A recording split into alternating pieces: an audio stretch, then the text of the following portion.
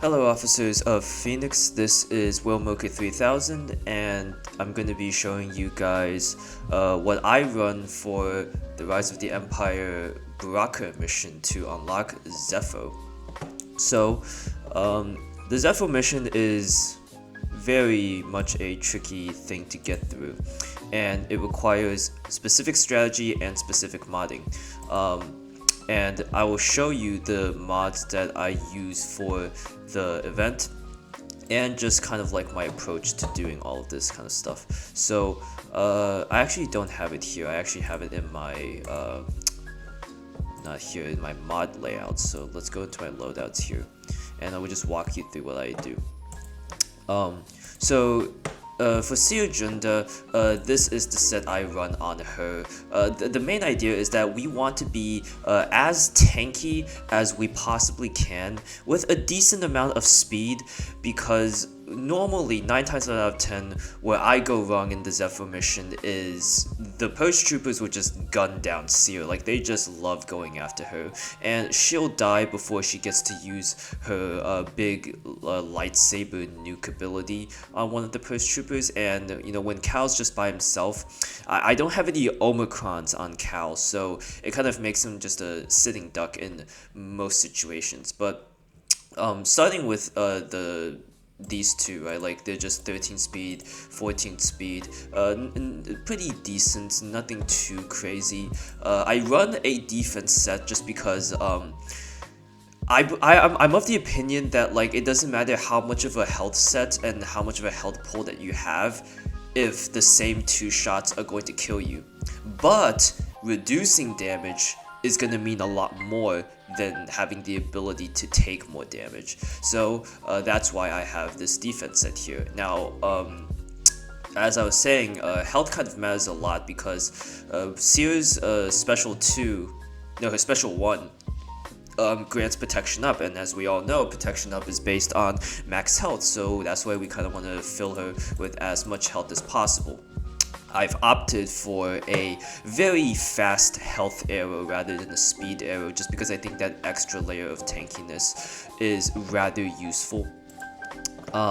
And then for Jedi Knight Cal Kestis, I am directly stealing from my mod set for Darth Bane. Very, very fast sets. Okay, this one's not as fast, but relatively fast, like, speeds on all of this, and as much health as I can chuck into Cal. And usually when I'm able to mod Cal like this, it allows me to take a more aggressive approach to doing the mission, because some people do like the turtle method, and that's a completely valid way to attempt the mission. But I find that sometimes turtling might be like it's stalling a little bit, and like you'll eventually be in a place where, like, you take too much damage before you actually get, you know, your stacks of impetuous up. So let's just remod right now and go straight into the mission. Here's Cal, and this is what I normally run. This is like an offense set that's really nice for GAC, but not so much for TB. So let's get Cal modded up with Bane's mod. So as you can see, his health is now 125k. Very nice, very tanky. And we can go and check Cere's health later on. So let's go to Rote, and let's head over to Baraka and go to the special mission and double check that my mods are all on. Yep, health. And Cere's at, like, okay, so Cere's at 95,000. I would prefer her to be a bit higher, but I feel like that's probably as best of what you can get with, like, maybe Relic 7. I've seen people probably get a little bit higher to like 100,000 with Relic 7, but you know, Relic 8's not a horrible value on Cere, but I just like having her at Relic 7.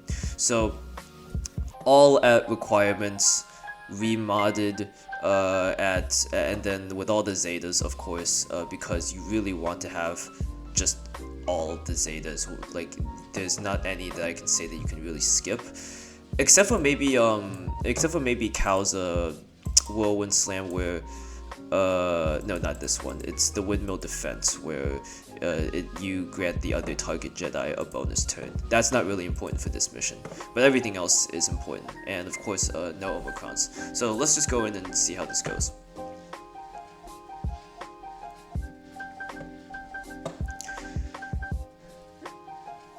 Okay, so pretty standard opening. As I said, they like to go after Cere a lot.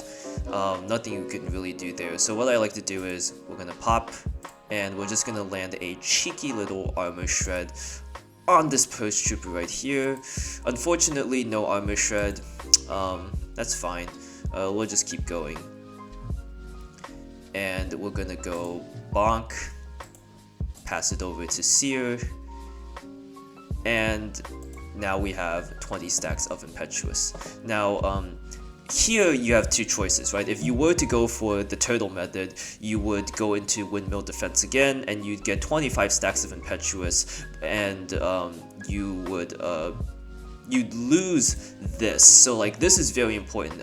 This repost on Cal is actually really bad because this Imperial probe droid over here explodes the moment you actually get down to damaging its health, and repost hits under protection. So if you accidentally hit the IPD while Cal has this retribution and this repost, then the IPD just explodes in your face and you die, and we don't like that. So we're gonna do this, and we're going to we could go into Windmill Defense again to get rid of the repost, but you can do the same thing with this. So land an armor shred, and boom, we're at 30 stacks of Impetuous. We have the armor shred on, and I just like being more aggressive. I think being aggressive is just the approach that we need to do, because now we can do this and just take out this Purge Trooper like instantly.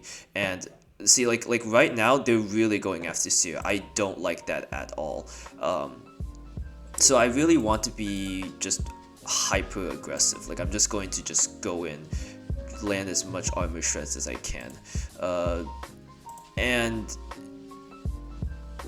okay, so like see, I don't like being in this situation, right? They keep gunning down Cere. I'm just gonna try and maybe like pass something over to her. Let's get some protection up. Do this. Let's land another armor shred. Do this. Maybe this kills it? Okay, close. Not yet though, not yet. But yeah, I think aggression's just the way to really do it for this. Like there. Okay, so now we are at Second Sister and this Purge Trooper.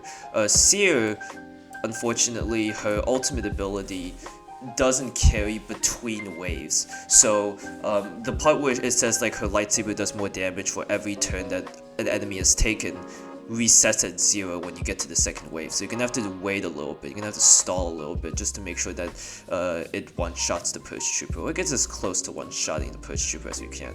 So we're gonna do this, and we are currently in double-bladed stance, so we're just gonna pass it on over to Cere.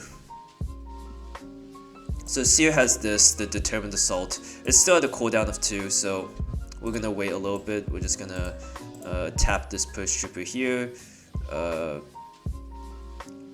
Don't attack the droid. Okay, we attack the droid.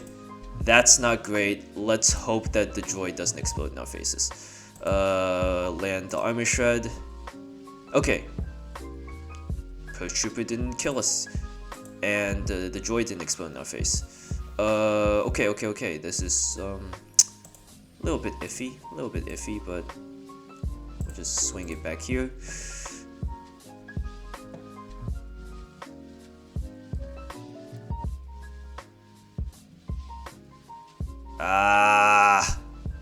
Okay. This is not great, but Cere's really close to dying, and I really don't know if I can like last another round, so I'm just gonna chuck it. I'm just gonna chuck the Determined Assault and hope that's enough to do something. Second Sister's down, and Cal's all alone. Yeah, this is what we call a not very ideal run, but we're gonna do our best.